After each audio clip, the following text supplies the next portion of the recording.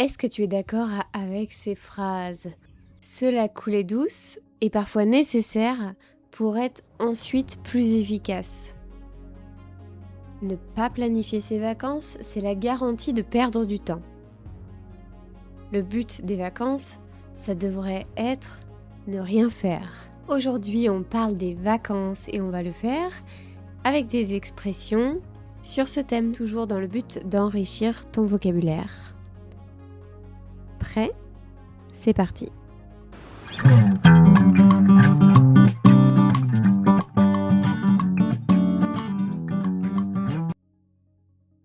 Le cerveau ne chôme jamais, même quand on ne fait rien. On pourrait croire que quand on ne fait rien, notre cerveau lève le pied et se met en veille. Eh bien, pas du tout. En réalité, dès qu'on arrête de courir après 1000 choses à la fois, dès qu'on laisse enfin son esprit vagabonder, le cerveau, lui, continue de bosser en arrière-plan. Il fait des liens entre les informations que l'on a apprises pour mieux les intégrer. Il nourrit l'imagination, il aide à préparer nos projets futurs. Ça vaut la peine de prendre un moment pour souffler, non? Pour certains, les vraies vacances, ce sera visiter plusieurs villes, remplir chaque journée, revenir avec des souvenirs plein la tête. Pour d'autres, ce sera rester à la fraîche, tout un après-midi, et se la couler douce. Ce qu'il faut garder en tête, c'est que le cerveau a besoin, à un moment ou un autre, de ces moments de vide pour repartir du bon pied. Et pour toi, c'est quoi les vraies vacances?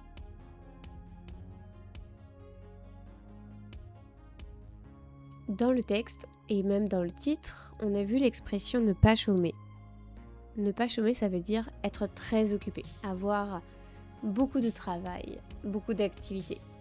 Depuis le début de la saison touristique, les commerçants ne chôment pas. Lever le pied.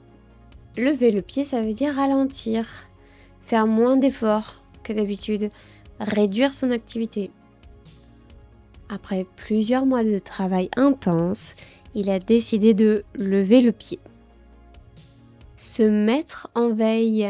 Se mettre en veille, ça veut dire arrêter temporairement une activité, rester en pause, fonctionner au minimum. En fait, on met quelque chose en veille, par exemple, mettre un appareil en veille, mettre son téléphone en veille. Et là, l'expression, c'est plutôt se mettre soi-même en veille. Dans l'exemple, on a mettre en veille. On a mis le projet en veille pour le moment. On le reprendra plus tard. Vagabonder. Vagabonder, c'est se déplacer sans but précis.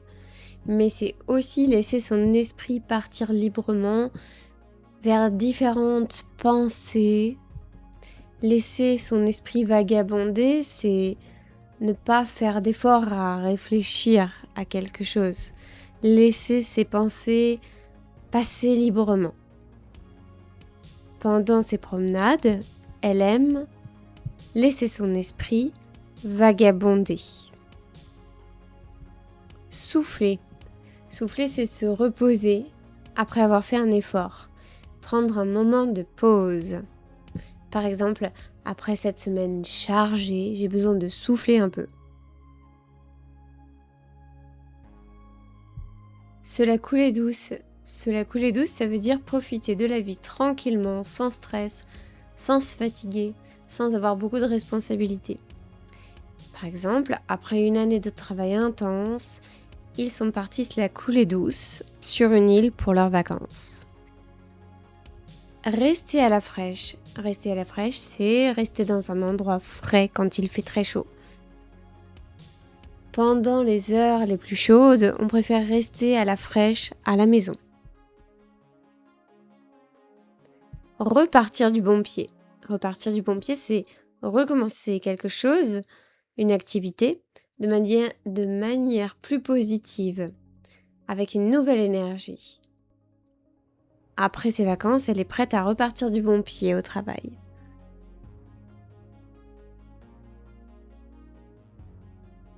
On va passer aux exercices. Essaye de continuer la phrase. Après une semaine intense de travail, j'aimerais. reprendre du bon pied, souffler ou me mettre en veille. J'aimerais souffler. On dit après une semaine intense de travail, j'aimerais souffler. Il fait 34 degrés. On va rester à la fraîche, repartir du bon pied ou ne pas chômer. Il fait 34 degrés, on va rester à la fraîche. Il fait trop chaud, donc on va éviter la chaleur. Depuis ce matin, les appels s'enchaînent. Je ne chôme pas. Je me la coule douce. Je vagabonde. Depuis ce matin, les appels s'enchaînent. Je ne chôme pas. Je ne chôme pas. Comme je n'arrête pas, je travaille énormément. Et pour finir, quelques questions. Pour toi, tu peux d'ailleurs y répondre dans le chat. Pour toi, c'est quoi les vraies vacances ? C'est plutôt se la couler douce ou faire beaucoup d'activités ? Est-ce que tu arrives vraiment à souffler pendant tes vacances ? Et quel endroit permet le mieux de laisser son esprit vagabonder, à ton avis ? Je suis très curieuse de connaître tes réponses.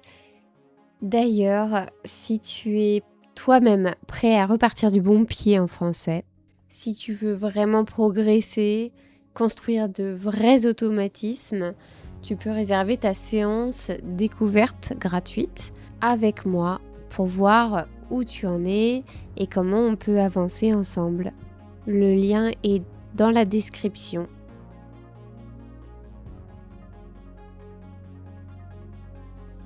Merci d'avoir écouté jusqu'au bout et je te dis à bientôt.